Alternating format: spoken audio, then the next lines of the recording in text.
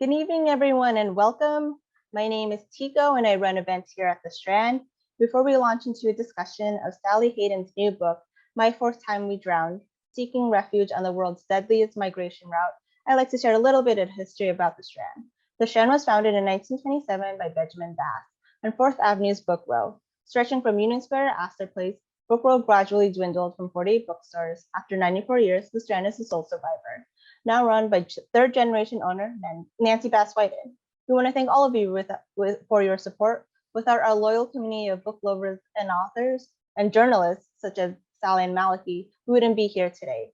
Tonight's event is co-presented with the Logan Nonfiction Program. The Logan Nonfiction Program is a fellowship for journalists, documentary filmmakers, podcasters, and multimedia creators at work on deeply reporting long-form projects.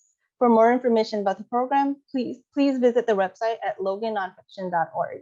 We're thrilled to have Sally Hayden with us for discussion of her new book, My Fourth Time We Drowned, Seeking Refuge on the World's Deadliest Migration Route.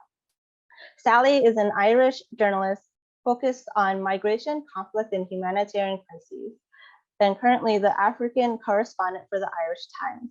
Sally's work on the Central Mediterranean and North African refugee route has been featured by the New York Times, The Guardian, Channel 4 News, CNN International, Al Jazeera, Time, BBC, The Sunday Times, The Telegraph, ITV News, and other outlets.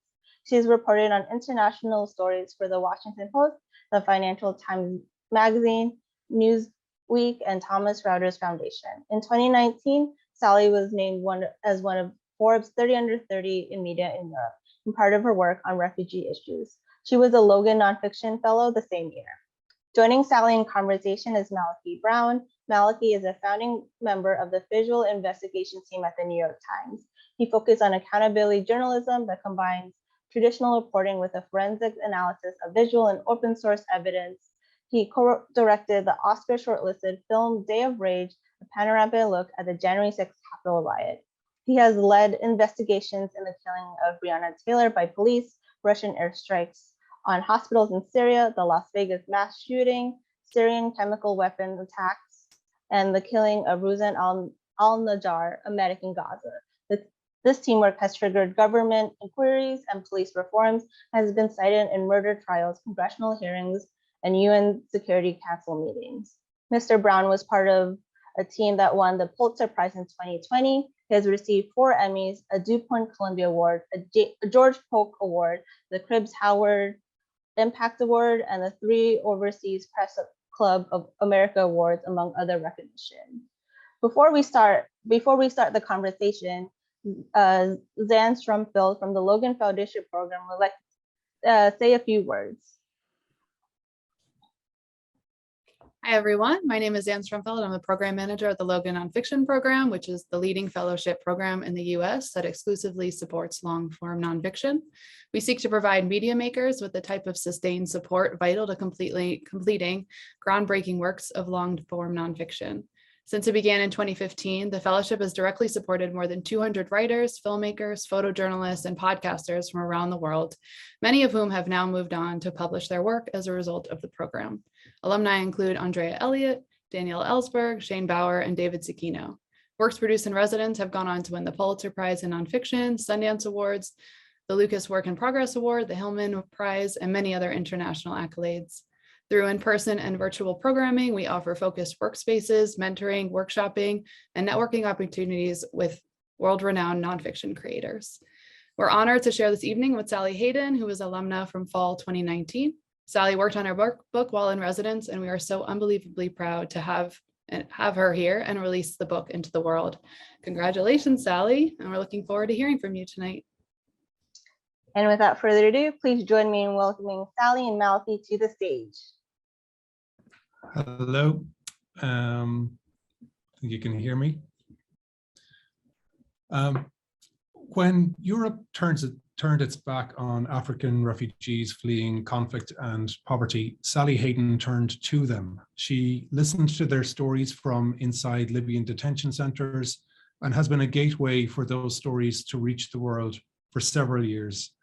Sally's years of work and expertise is captured in a stunning new book, My Fourth Time We Drowned, which may have a different cover, here. It exposes some of the worst treatment imaginable of people who were driven into the hands of human traffickers and militia groups through a European Union funded system of returning and holding refugees in Libya. Sally's book goes deep into those experiences, but also tells her subjects' backstories, why they fled their homes, their hopes of starting new lives in Europe or joining loved ones already there, and the bureaucracy that distanced itself from the horrors that were clear to see. Our conversation this evening comes with a health warning. It may not be the most uplifting subject matter, but it's very important. And there are certainly joyful moments in Sally's book, not least in the relationships that Sally cultivated over the years. Sally, congratulations on the book. It's incredibly detailed, and the depth of research and sourcing is remarkable. You're one of the only journalists who has covered this story for years in a dedicated way, and that's reflected in your work. And you were covering that, you know, in journalism and in stories that we were posting and news broadcasts across the world. But what was your motivation in writing a book? Thank you so much, and hello to everyone. Thank you for tuning in. Like Malaki said, yeah, it might not be the most uplifting subject matter, but yeah, I'm very grateful to everybody. Yeah, in terms of my motivation, I mean, so I basically started reporting on this slightly by accident. I mean, as a journalist, I don't know that you ever totally decide what kind of subject you're focusing on or course your work will take, because a lot of the time tips or sources or people come to you. And so that's what happened with this book. Essentially, it opens with me getting a message from a refugee in a Libyan migrant detention center, just out of the blue, like out of nowhere. And that basically, it ended up with me then reporting on that for literally years, like every day for years. And that, I mean, I didn't necessarily go out of my way to focus on that, but basically, like you said, I was gathering so much information. And so what happened was that after I got that first message, I started reporting a bit more. I started posting messages on Twitter, which was something that I hadn't really used in the same way before. And what I was posting online was being seen in other Libyan detention centers. So I started getting contacted by more sources in more different detention centers across Libya, who were basically indefinitely locked up there. And they were all sending me so much information that I basically just started gathering it. And at some point, actually, I was approached to write a book about it first, and I said no. That was when I had been doing it for about 7 months, because at the time I was just thinking, I kept thinking this situation is going to end, you know, I'm not going to keep reporting on this, I'm going to move on to something else. And then it was later that year that I realized actually I have like a lot of information that I feel like others don't have, and that I felt needs to be documented. And like you said, I mean, the reason that I wanted to document it was because this is happening as a result of European policy. So this is something that I felt as a European, you know, I'm partially complicit in. And so I felt that it was important that people know about this. So yeah, that's why. And the other thing was, I mean, so my sources were like actually inside detention centers, which is obviously a very dangerous situation to be in when they send you information.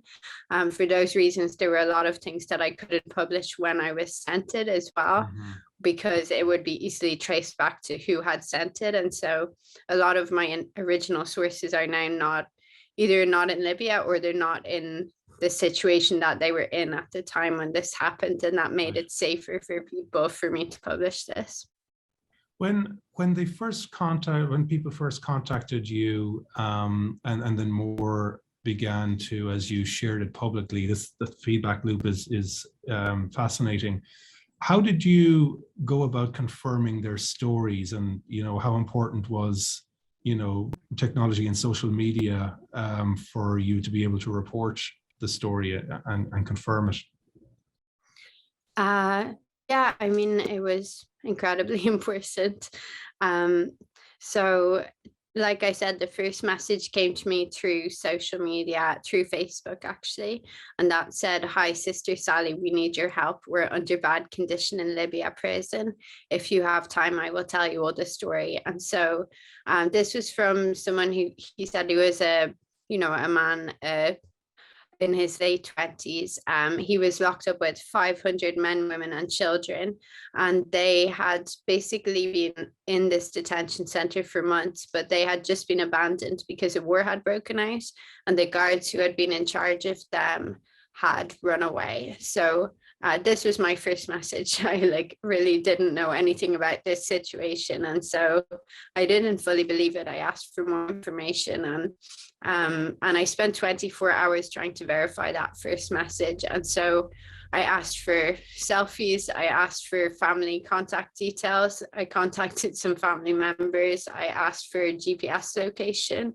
I knew a Libyan journalist in Tripoli, and I contacted him and said, "Is there a war that's just broken out?" And he said yes. And I said, could there be 500 refugees and migrants locked in a building in this area? And he said, yeah, there's a migrant detention center there. So at that point I thought, okay, this must be, this is likely to be real anyway. So I started contacting the UN, NGOs. They also confirmed that this was likely true, even though they didn't have that information, but they knew that there was a conflict going on. It had just broken out, and there was a detention center in that place. And then the guys inside started sending me photos showing the street outside, and even videos. They were sending me everything they could to just prove that this was real. We were even on the phone just discussing it. And yeah, after about 24 hours, that was when I started posting about it publicly, and then did a report.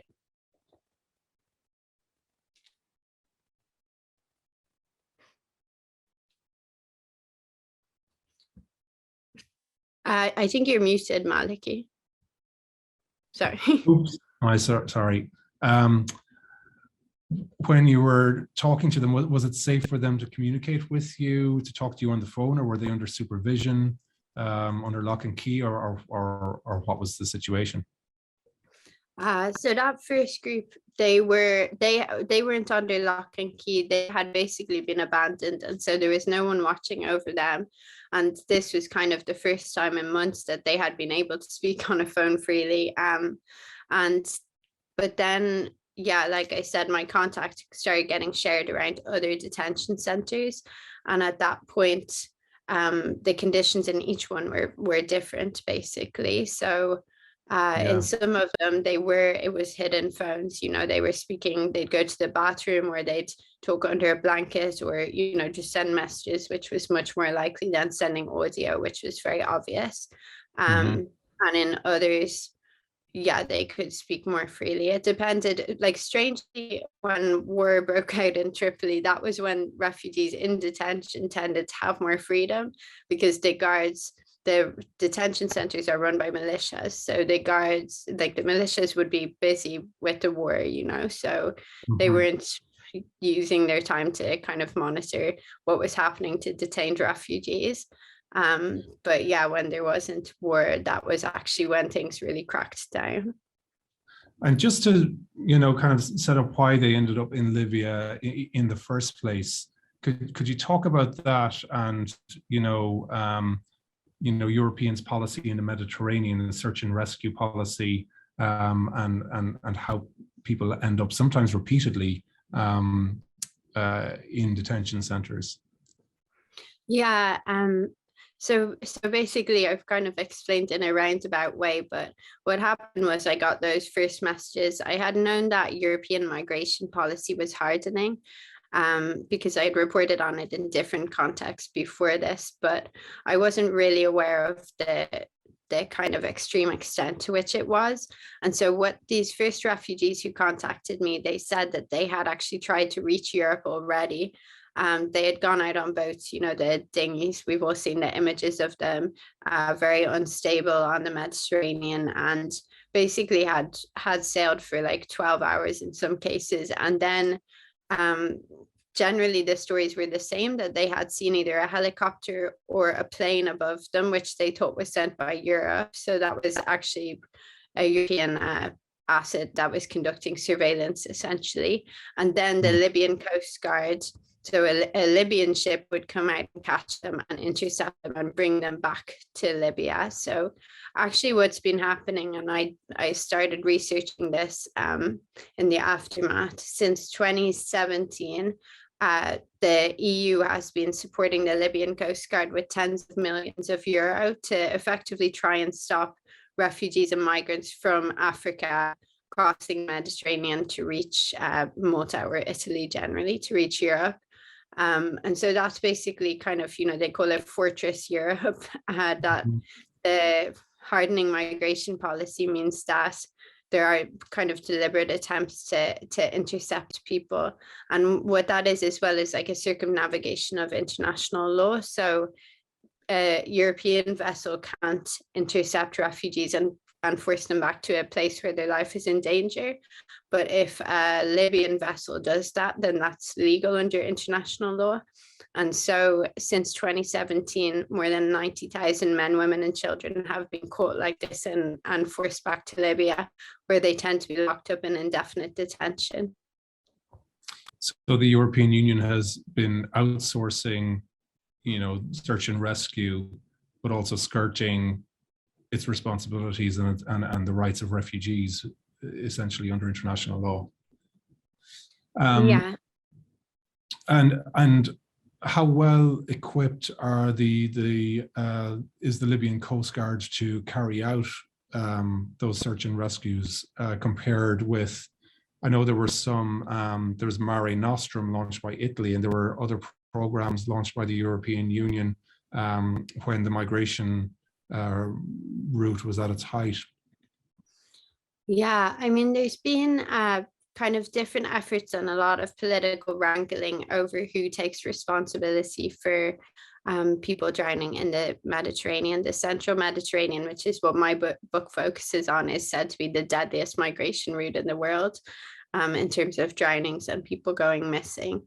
And yeah, there was Mare Nostrum. There have been a few different kind of formulations of search and rescue efforts, but basically there was fear. My understanding is there was fear among European politicians that if people kept coming to Europe, that far right parties would gain ground, or it became a political issue after the 2015, the so-called European migration crisis. And now there's no naval assets. Like the EU doesn't have search and rescue naval assets that are rescuing refugees. So I think it's since 2019 they just do surveillance, and it's the Libyan Coast Guard that is doing it. So yeah, like that's pretty much stopped. I mean, the issue was that Italy first took charge of it, but then Italy said it's not fair if they have to shoulder the burden. They're paying for that themselves, and they're also taking in a lot of people. And then EU efforts kind of stalled, particularly when Salvini got into power and then thing. Yeah, I think it just broke up there very briefly for me, Sally, but just one thing that's very clear in your book is how people are being picked up at sea, but also being returned into the hands of human traffickers and militia groups who are extorting them, and that's at the lighter end of the scale of what's happening. Could you talk a little bit about the treatment that people endured when they were returned or when they arrived at these centres? But then also I want to ask you about some of the specific centres, some of what I saw as some of the worst treatment in some of these centres. Yeah, sure. So, I mean, it's kind of like a cycle. You said return to smugglers or traffickers, but I mean, in Libya, there's not so much distinction between, the Coast Guard, militias, smugglers. Like it's not so much a functioning state at the moment, and it's effectively split between control of a lot of militias. And so some Libyans that I that I interviewed, even during reporting for the book, they say it depends who's paying. If the EU is paying, then they'll stop people from going. But if the refugees or the migrants are paying more money, then they make their money from smuggling. So sometimes even the Coast Guard and the smugglers are like not so differentiated. But yeah, what happens to people when they get caught? I mean, that was the most shocking thing for me, honestly, was that we are overseeing a system where people get intercepted and then forced back to indefinite detention. And that was like really why I wanted to write the book, because I just couldn't comprehend this, that there isn't a legal charge, like nobody has a lawyer. There isn't a way to contest you being detained. So if you're caught on the sea, you can just be taken back, locked up in a detention center indefinitely, sometimes for years. And the detention centers, they've been compared to concentration camps by people like Pope Francis, who has spoken out against them. And yeah, that's the part that really just astounded me completely. Like at the time that I started reporting on this, I think there were 640 children locked up in the detention centers. And they as well just have no way to contest that. So yeah, it's pretty horrific. It sure is, and it's repeated. The treatment of people is repeated from detention center to detention center. Just wanted to ask you about, a couple of them. Qasr bin Ghashi is one that you talk about, where you report shooting and killing and injuring people by the Libyan National Army, who were in charge of that center. Some agencies denied it, others then confirmed what happened, and then ultimately the refugees are moved from there into an even worse situation. Could you recount that chapter? Yeah, sure. And I know, sorry for listening, I should say, I mean, yeah, writing the book, I'd encourage everybody to read it, honestly. I mean, I'm new to book promotion, but like, it's not just a list of absolute horrors. I tried to document also how people survive in these conditions, and how they get by. But yeah, what happened there was pretty awful. And yeah, so it was like 23rd of August, I think, or of April, sorry, 2019. It was after the conflict broke out. So there was various conflicts in Tripoli, but this was the biggest one of the time that I covered, when Khalifa Haftar, the Eastern general, basically declared that he was going to take the city, or he was going to attempt to. And so Qasr bin Ghashi was one detention center that basically found itself effectively in the middle of the front lines very quickly. And the refugees there, they were offered to be moved to another detention center called Zintan, which they actually refused to go to because it was very far outside the city, and they knew that they wouldn't have access to medical care, for example, if they went there. So they kind of took this stand that they were willing to stay literally in a war zone, like in the middle of the front lines, rather than be moved there. And what happened after that was that people, it turned out, from the LNA opened fire on the refugees and migrants who were inside the detention center, and killed several people, and they were totally defenseless. I mean, some said they were praying while that happened. And in the aftermath of that, they were then moved, hundreds of people were moved to another detention center on the coast, and that was being run by someone who's now a sanctioned trafficker. And it was basically a smuggling hub. So they were moved from one detention center in the middle of the front lines of a war zone to another one, which was a smuggling hub, where they were then told, the only way you can get out of here basically is to pay thousands of dollars to go back to the sea again. So people are in, it sounds a bit confusing, but it is kind of like a Kafkaesque system, where you're just going in cycles and cycles and cycles until you can find a way to escape. And I think when we see the images of people on the sea, we think that that's the journey, that's the attempt they're making, but actually that tends to be the very, very last, that's the escape route from this cycle that they've been trapped in, sometimes for years and years and years. Yes, so some of the images that you paint in the book are really stick with you. People being electrocuted while being on the phone to loved ones so that they will pay money, and others being held as sex slaves.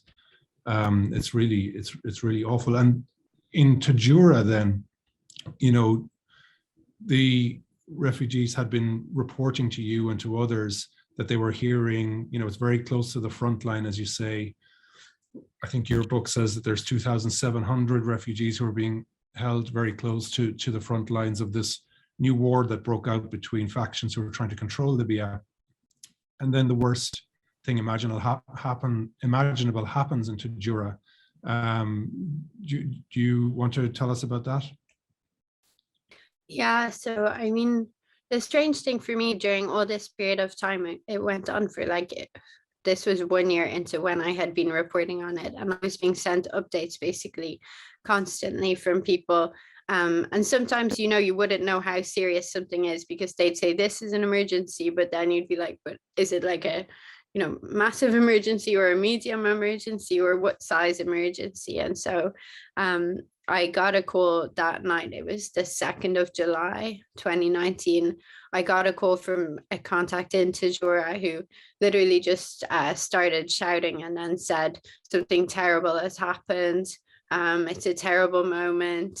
There's an airstrike. And I felt bad about it, but I was like, I don't know, is this as serious? At that stage, there was a war. There had been airstrikes going on all the time. And this guy had quite bad English. And so anyway, I kind of spoke to him like, oh, tell me more. And that sounds terrible, but I still didn't fully understand the extent of what had happened. And I think he didn't either because he had been locked in a hole.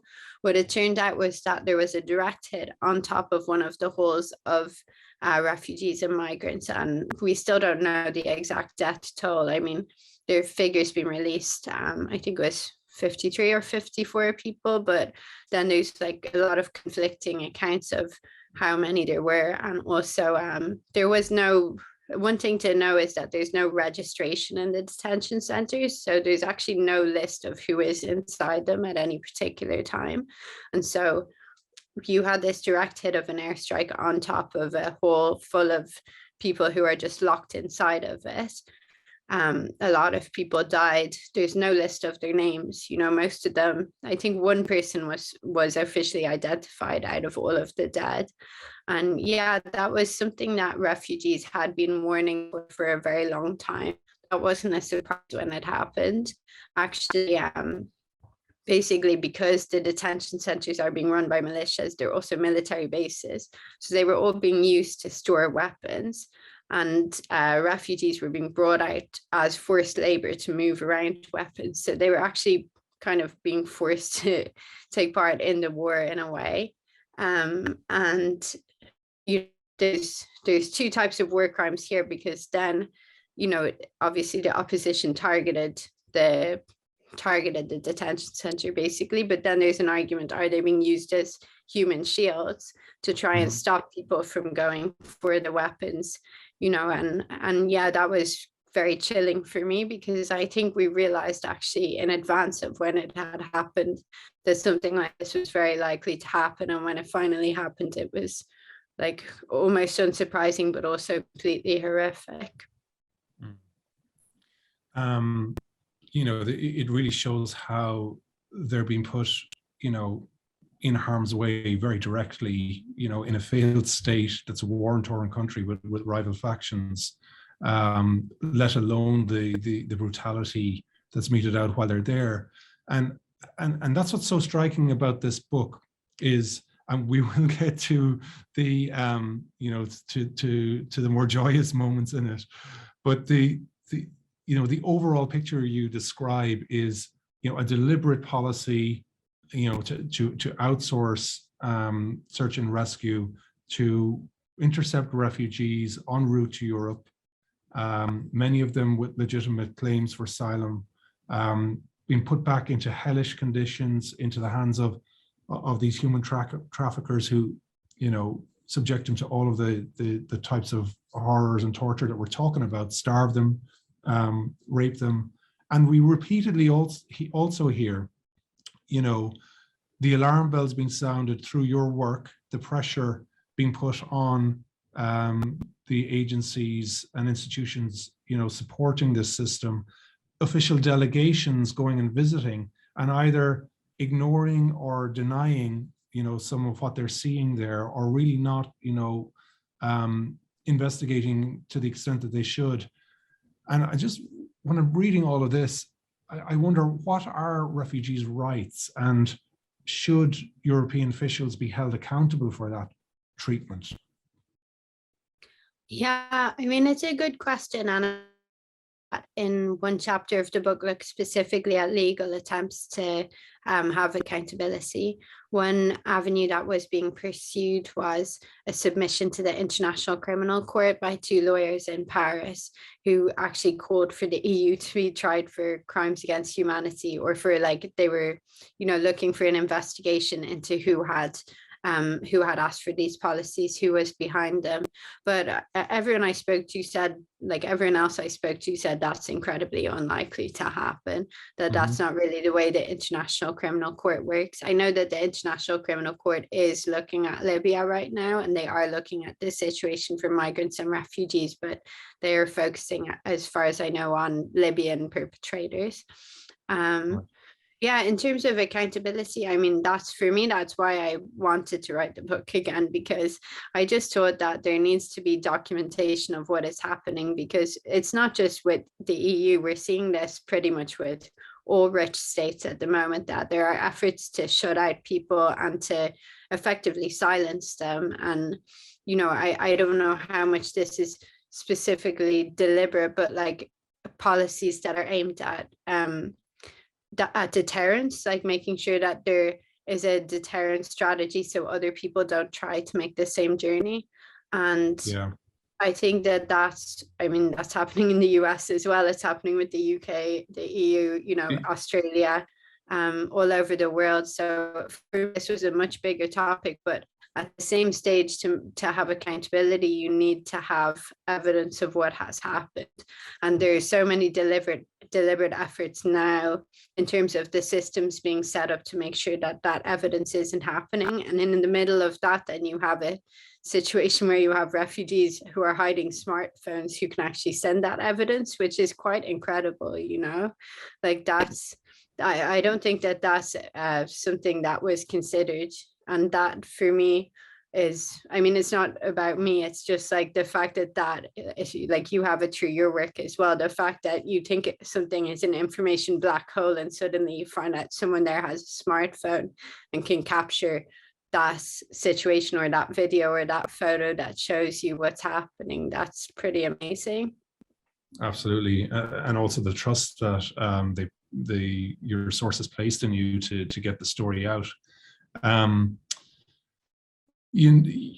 Just speaking of it happening in wealthy states around the world, do you see similarities between what the EU is doing here and the US treatment of people, for instance, on the southern border, or even, you know, a contradiction in how Europe is handling the Ukraine crisis? You have millions of people who, you know, desperately need somewhere to flee to, and have genuine case, clearly a genuine case for that, and they've been openly welcomed into Europe. What are your thoughts on those two situations?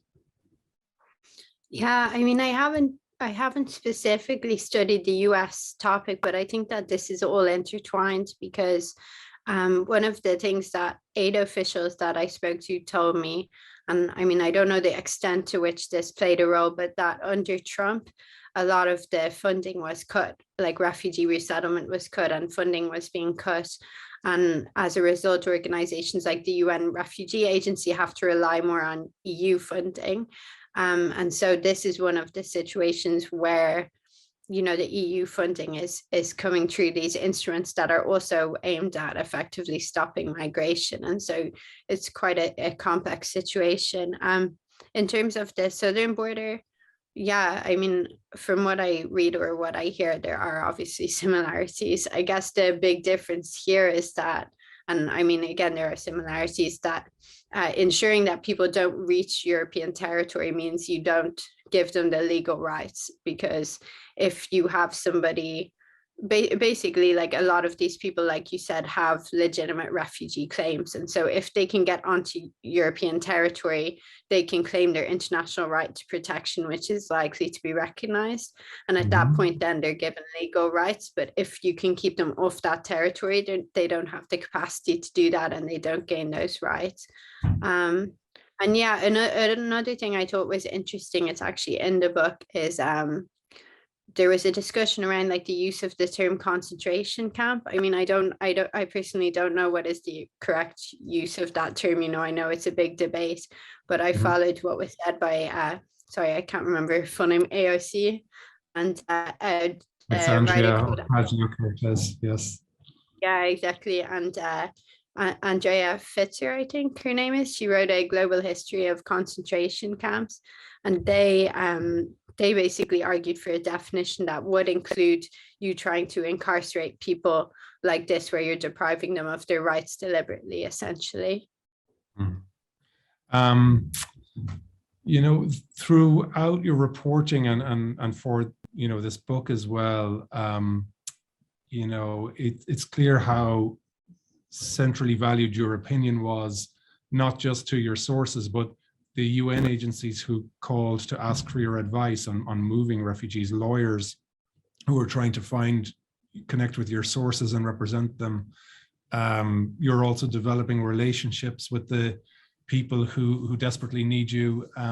Some people ask you for money. Policymakers ask for your opinion on what they should do. Just, you know, over the years, how have you managed those expectations? And also, how do you walk the line between journalist and advocate? Yeah, I mean, it's a good question. I definitely am not an activist, you know, and I don't actually have strong opinions in terms of what policy should be. I mean, people always ask me, am I pro open borders? And I don't actually know personally what that would look like. So I don't really see that as my role. I just see my role as documenting what's happening. Yeah, people ask me for my advice, and I mean, if it was a refugee in Libya, like I always say, I can't give you advice. Like, I don't know, you know, there could be like, you never know how something will end up, or like they're the person on the ground, they're the only one that's qualified to make a decision about their life. And also I would not want to, I mean, that's not my job, you know, I just don't give advice. In terms of anyone else asking, I'll just say, I'll give them the information that I have, if I can share that. And that, to be honest, that was my big question. Why was no one talking to the refugees? Because like you said, particularly at the beginning, I was being contacted by basically everybody that you can imagine, asking me what's happening inside the detention centers. And I would be passing that information from detainees to them. And there hadn't been any sort of communication set up that was direct. And I couldn't understand that, because it's not my role to be that facilitator necessarily. Like, a lot of the time I wasn't publishing reports, I was just giving information this way or this way. And yeah, that was very strange. But in terms of an advocate, I wouldn't necessarily say an advocate, more like that I was reporting. But I do think that it's correct to say that what's happening is very horrific. You know, I don't think that that's being not objective. No, absolutely not. I mean, it's clear in the evidence and the stories that you collected, and it is very important documentation. Just for anybody who's tuned in, you can drop questions in the Q&A, which we'll get to very quickly. What were some of the challenges that came with writing the book versus, you know, publishing stories? In terms of writing the book, I mean, one, I guess, was trying to make it positive. Like, you can't have a book, I mean, we've even had it with this conversation, you can't have a book that's just a list of terrible things, because it's not fair even to the people that you're covering. Like, people will make jokes in the worst circumstances, you know, and if you only detail kind of the horrible things that happen to them, you're also taking away agency, aren't you? And so for this book, I tried to document more like what's normal life like in a detention center, you know, people creating weights out of what they can find around the place, or you know, in one detention center at one point they even made their own alcohol, or you know, the different jokes that people would make. I thought that was important to put in. And then there were, on the same topic, trying to keep it positive, there were two chapters that I actually like set out on that reporting thinking that it was going to be a positive turn. And, you know, as a journalist, you never know where your reporting is going to take you. One of them was two of the smugglers who I had been hearing so much about got apprehended and were put on trial in Ethiopia. And I went to the trial and I was thinking, this is going to be amazing. You know, finally they've been caught. They were like very infamous for being absolutely terrible. And I was in the courtroom thinking, this is great. You know, they've been caught, they're going to prison, and this is going to be like a really heroic chapter, because one of them had been caught by a victim. And instead, there was basically no international attention on the trials. And he managed to, I mean, allegedly bribe his way out of prison. So he escaped and now is again on the loose. Like, so it ended up trying to make sure that people can have a thorough line, you know, because they are terrible. But yeah, like I said, you know, I don't think it's the full story to just be listing, Yeah. I don't know, horror. Well, absolutely. And you did that very well with, I mean, what's striking about the book as well is you infuse it with your own story of reporting it and what you're hearing it, and some of the challenges in that. But also you know, there are lovely stories like is it Johnny and Blessing, who you met, and he was returned home, and Caleb is one of your characters who kind of carries us through the book and several stages of detention. How did you settle on him? He was actually the first person that I met in person. He made it to Europe and we met up, and he also agreed. So that was like a big deal because you know, I didn't want to force that on someone who didn't, you know, who wasn't willing. So I met him in person. I met his family as well in Ethiopia, and yeah, he said that he was willing, and I was really grateful for that, because it was a bit tricky if you don't have a thorough line, you know, to get people to follow it. So he's not in all the time, but I go back to his story a lot. And you met others too in Rwanda, wasn't it? What was it like to finally meet people that you've been talking to for so long, you know, now that they're out of that situation? Yeah, I met people in Rwanda, Malta, and Sweden as well, and even in Dublin where I am right now, there's some guys who are in Libya who I met. And yeah, it's been really lovely in a weird way, like pretty amazing. Like you're kind of, I would never say I'm friends with the source, you know, while I'm reporting on them, and you kind of have to remain unemotional. And even I think when we finally met in person, I mean, I don't know, it's strange because you're thinking like, I'm a journalist, I don't want to, you know, cry or anything, but at the same stage, yeah, of course, it was like really crazy that you've shared this thing together and suddenly you're actually in person. I mean, to be honest, like most people I met, they were just like, let's take selfies, you know, let's take photos. I have so many photos of me and just everybody, like, but it's really lovely. I can imagine. Yeah, I mean, surreal, I'd imagine as well, you know. Yeah, very surreal. And the other strange thing is because people share phones a lot in detention, so you won't necessarily know somebody's name, or you might think you're communicating with one person and then they'll say, oh, actually I was sending all those messages, you know, or so like that got a bit confusing when I went to Rwanda, because there was like probably like 30 people I met who all said they had been communicating with me, but then they were trying to say, oh, I was on this account, but then I changed to this account, and then I had this other, and sometimes I hadn't realized it was all the same person, you know, or I wouldn't know their real name. I'd know, like, a lot of people have fake names online, so I'd know their fake name, or yeah, it was very strange. We have a question from Christine Ryan. Beyond the specific attempts to hold the EU accountable legally, Does Sally think there is an advocacy gap? Are human rights organizations giving this enough attention? And what do you think on that? I mean, I think that the information is there. I don't know. It's a tricky one because I honestly feel like the general public are the ones that don't care so much. And I find it very hard to get people interested in this. And I think some of that is just, I don't know. It's complicated, isn't it? Because now we have this Ukraine crisis, and there's so much like empathy for Ukrainian refugees, but when you speak to people about African refugees for for many reasons, I think they don't have the same empathy, which is actually very crushing. So I think that the information is there. The human rights groups, like, they do release things.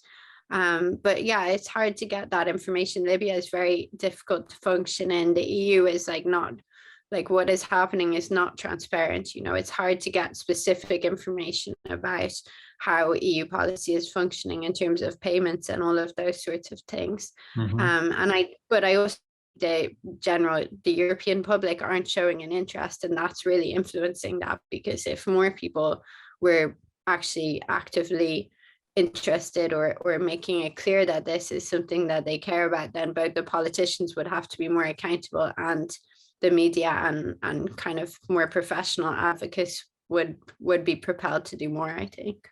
Do you think that some of that comes from the media, though, and the interest? And feel free to criticize the New York Times too, if you wish. In the priority it gives in its overall agenda, or not agenda, but coverage. I mean, I will say that since I began reporting on this, I haven't had a problem getting things published. And so I think that interest is there. The thing is, because, yeah, I guess the information is hard to get, and it involves having a lot of trusted sources. And for me, for example, I was freelance the whole time I reported this. I couldn't have done it as a staff journalist, because I don't think that there would have been the support for me to focus so much on this one thing.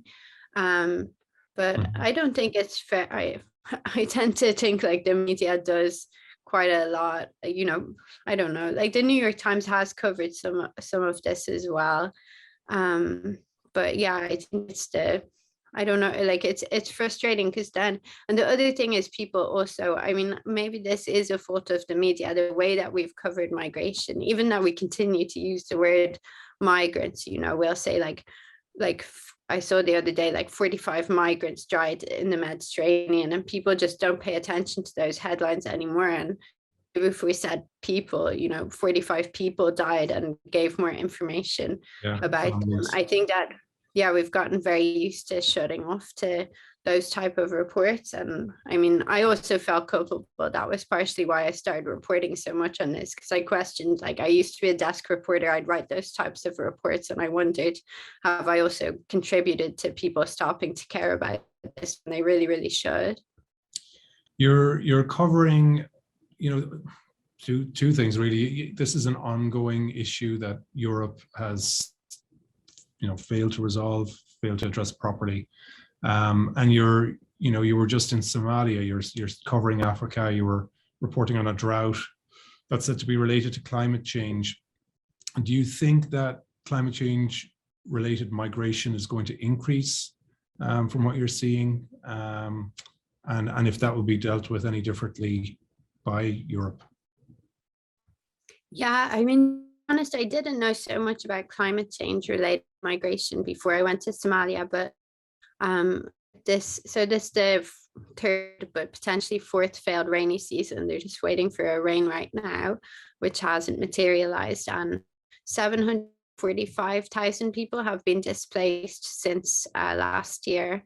And I was in camps in Somalia where people, because their livestock are all dying of thirst or of hunger, they're just losing livelihood. So they're then moving to camps where there's absolutely no chance of a future. And yeah, people are speaking about whether they will move further abroad. And I do think Somalia, they're saying that temperature will go up 3 degrees this Saturday. And I read the other day that every 1 degree that the Earth goes up, 1 billion people are forced outside the temperatures that humanity is used to. So that doesn't just mean that it's too hot. That means like your animals can die, your crops can fail. And yeah, people then have to leave and search for however they can survive. So I don't know how that will be dealt with, but it seems to me, I mean, I'm not totally optimistic. It seems to me like walls are being built and built and built. And that's the big issue at the moment, isn't it? That all this money is being spent on securitization, on propping up, dictatorships or militias, or making sure that people can't cross borders rather than improving their lives. Okay, so we're not ending on a note of optimism.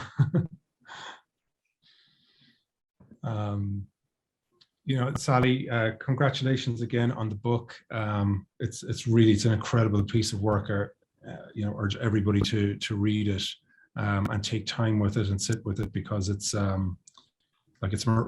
remarkable level of detail, research, commitment to the story. What's next for you? For me, I don't know. I don't know. I just need to, I mean, this was 4 years of work, so. I'm sure you'll keep reporting it anyway. Looking forward to seeing it. Yeah. One thing that I learned from this, you don't know what story you're going to end up working on. You never know who's going to contact you, right? Or what's going to develop in terms of sources and tips. And yeah, I guess I'll continue reporting on this, but let's see. Very good. For anybody listening, the more information about the book is on the Logan Nonfiction program at logannonfiction.org. And thanks to Logan Nonfiction and the Strand bookstore for hosting the conversation. I want to thank everyone, Malaki, Sally, and the Logan Nonfiction program for co-presenting this event. As Malaki said, information about how to purchase the book and information about the Logan Nonfiction program is in the chat to your right. Thank you so much, everyone, and have a good night. Thank you.